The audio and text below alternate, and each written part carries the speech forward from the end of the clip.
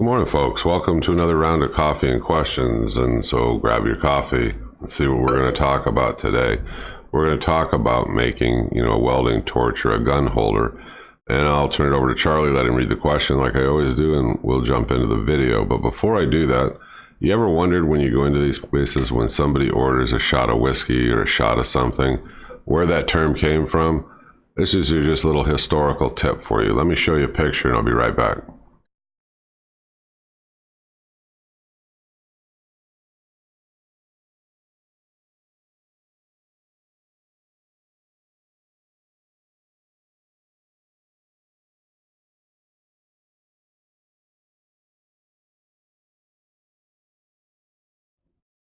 Right. Anyway, found that piece of interesting trivia history. Thought I'd share it with you. All right, Charlie, I'm going to turn it over to you. Then we're going to come back with an actual photograph of how to make another torch or gun holder. Now, I do have another video. I'll try to remember to drop the link in where I showed you how to go out to Harbor Freight, get that magnet base and make your own. And this is just another version of the same kind of a tool that you might find handy for your shop. All right, Charlie, ask the question. Hey handyman, I saw one of your videos where you made a MIG gun holder or a holder for, your welding torches. Is there a way to make one that clamps to my welding table? Okay, so I belong to a couple of forums, 3 of them in total, and sometimes the questions are asked there, sometimes they're emailed to me. Sometimes you folks drop them in the comment below and ask, but the question relates to making another gun holder. I'm going to just say gun because you can use oxyacetylene torch, MIG, TIG, arc, I don't know. So the picture above me is showing you a very simple way that this guy did it. This is not my picture.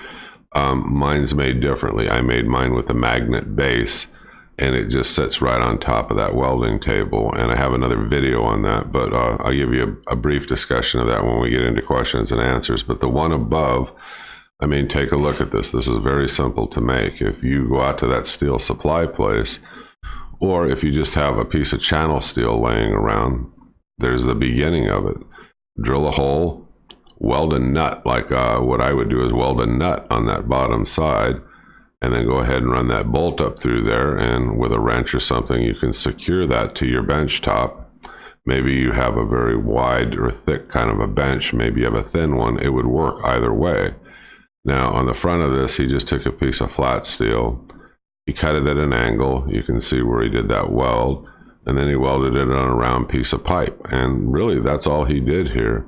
Now, you can take and secure it in a kind of a permanent way to like the far right of your welding table or the far left.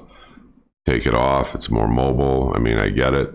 Those are all really good points. Okay, so just a quick tip. Take a look at this. You can add this, I'll take my picture off of here for a second. Use your phone, take a photo of it like I do. I put them into categories, and I know that they're there for like a future reference if I decide to make these.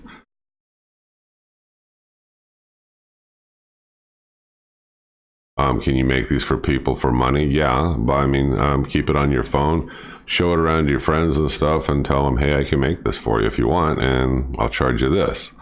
Or, however you want to advertise. I just keep repeating to you on all my videos, I keep lots and lots of stuff on my phone in different categories: wood, metal, horseshoes, all different kinds of things that I do. So it's kind of like, they can just flip through them and say, hey, this is pretty cool, but I would like this added, or this is pretty cool. Can you do this? And, a lot of times it's easy for me just to sell stuff off of my phone. So I don't aggressively advertise like I told you because I'm busy. I work a full-time job just like you folks. Okay, enough rattling. Let's switch over to the questions.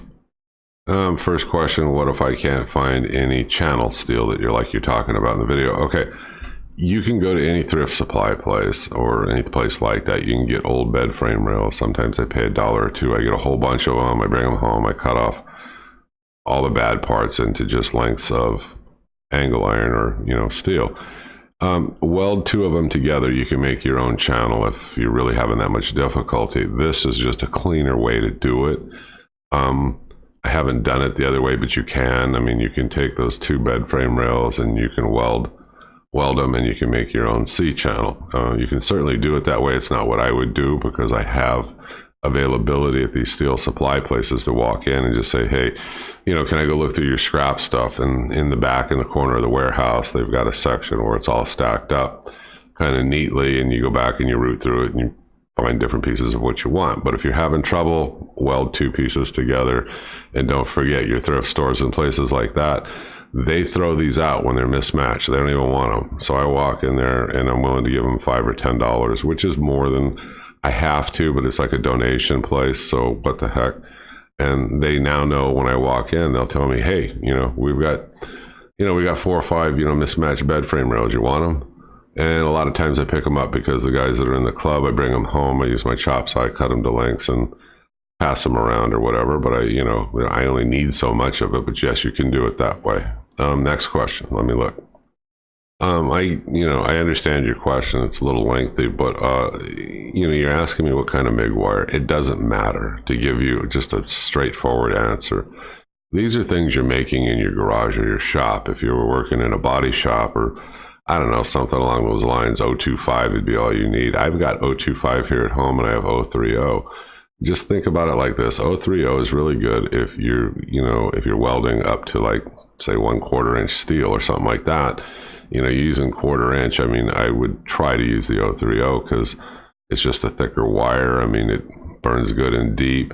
But for most projects, that I do, I could easily get away with using 025. So, it doesn't matter for around the shop, general use kind of stuff. But so don't worry about the MIG wire. Just whatever you got in there will work fine, even flux cord. What about the piping? You can get the piping at Home Depot or Lowe's. Who cares? A hardware store. You just need a piece of pipe, large enough, to accommodate your welding torch or your MIG gun or your arc. I don't know what you have. Take a look at the tip of whatever you're using and figure it out from there. Now, I make mine a little bit longer than you see here in the picture because I use it for, I've got two different kind of welding setups. I have oxyacetylene and I have my Miller-Matic 211, my MIG. That's just the way I do it. I made it a little bit longer. I stick it in there. I don't care if the thing's hot or whatever, it doesn't matter. And it will make sure that you don't burn anything up.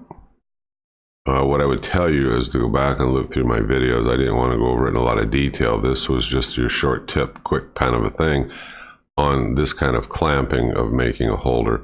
Yes, you can make it, like I said, out of a magnetic base that you can buy out at Harbor Freight. I'll put up a picture here in a sec of that magnetic base. Go back through my playlist and you'll see where I take you step by step on how to make one that has that magnetic base that does the same thing. This is just a different variation in a holder. So I'll put that advertising clip up here in a minute from Harbor Freight. And you can do it that way too. It's your choice. The videos are giving you ideas. You can also use these to attach your grounding clamp too. Yeah, you can. Look, I try to attach, if you go back through my videos again, you'll see I try to attach the grounding clamp to the actual piece of steel that I'm welding. If I can't do that, I have a very clean spot on my welding table, like you see here in the picture, where I attach the clamp to. But when I can, I attach it to the project. But yeah, I suppose you could attach it to the round piece of steel or, some part of this. You could do that. You could try it. Question is, can you use something else on the bottom of that besides just welding a nut and running a bolt up through it? Yeah, you can, but, we should provide it a more in-depth idea on what you were saying. I don't know what else you'd want to do. To me, this is just a fast, easy way to do it. If you wanted a longer bolt and put like a little welded handle or something on it, so you could just reach down and hand tighten it. That's what I did, or I suggested to a friend of mine. I didn't actually do the project. I said, look, put a longer, nut or bolt there, and then take a piece of 1/4 inch, or I don't know, I think he used 1/2 inch, which was a better idea.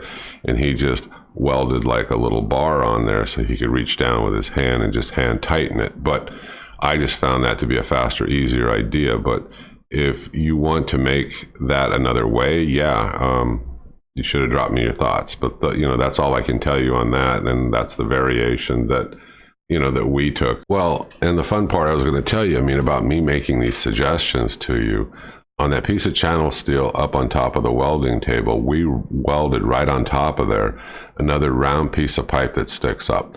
Not very far. I don't even remember if we even measured it. We just set it on there, and he had a larger round piece. I don't know if it was 3/4, 1 inch, what it was. And he uses it to set his steel marking pencils or pens into. And he just drops them in there, and then he knows right where they are because they're right near his torch. So you can play around, you can tweak this, and once you see this basic design here and come up with your own ideas, whether it's the handle or, if you want to put something on top like he did, to drop, marking pens and pencils in, or, whatever. You can do those things. It's like, whatever works for you in your shop, I suppose. Okay, this wasn't meant to be a long video. Like I said, this is your quick tip. I try to get right to the point. No long intros. I hope you folks click subscribe. I hope you keep following me. Drop me a comment below if you know of another tweak or something else that would have been a better idea or another way of doing it. We share all this stuff with each other. Okay, I'll see you on the next video. I hope you click subscribe again. You folks have a great day. Bye-bye.